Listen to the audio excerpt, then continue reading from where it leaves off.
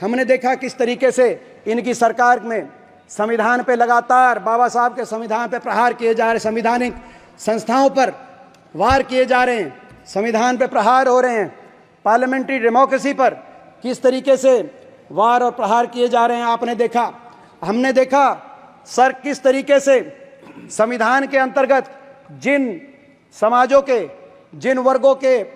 अपने अधिकार संविधान सुरक्षित करता है, उन वर्गों के अधिकारों पर चोट पहुंचाई जा रही है। हमने देखा सर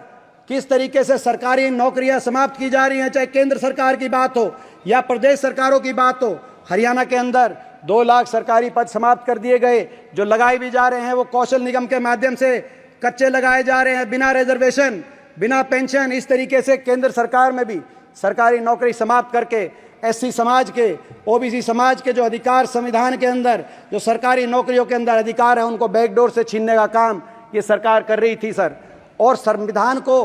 आगे भी और कुचलने के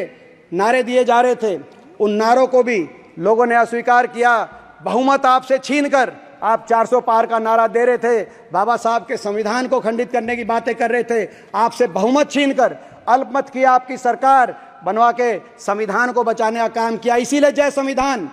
और इसीलिए जब जय संविधान यहाँ पे बोला गया, और ये मैं भी बताना चाहता हूँ मैं क्यों खड़ा हुआ उस समय, क्योंकि इस संविधान से, बाबा साहब के संविधान से मेरा भावनात्मक भी एक संबंध है। स्पीकर सर,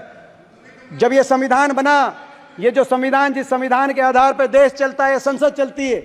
यह संविधान बना इसी संसद के परिसर में बाबा साहब के नेतृत्व में जब संविधान बना, तो मेरे स्वर्गीय दादाजी चौधरी रणबीर सिंह हुड्डा जी भी उस संविधान सभा के एक सदस्य थे। और जब संविधान की मूल प्रति पे दस्तखत किए गए, तो बाबा साहब के साथ साथ पंडित जवाहरलाल नेहरू, सरदार पटेल, मौलाना आज़ाद और चौधरी रणबीर सिंह हुड्डा जी के भी दस्तखत उस संविधान की मूल प्रति पे अंकित हैं। जब यहाँ पे जय संविधान बोला गया और पीठ से और आसन से उस पर टोट टिप्पणी की गई, तो मैं समझता हूँ मेरा एक कर्तव्य मैंने महसूस किया कि ये पूछना कि इस पे किसी को आपत्ति नहीं होनी चाहिए थी। उसके बाद जो उन्होंने पीठ की तरफ से आगे जो कहा गया, मैं उसका सही कहा गया कि गलत कहा गया, इसका फैसला मैं देशवासियों पे छोड़ता हूं। और मैं इस महान सदन के पीठ पर और आसन पर मैं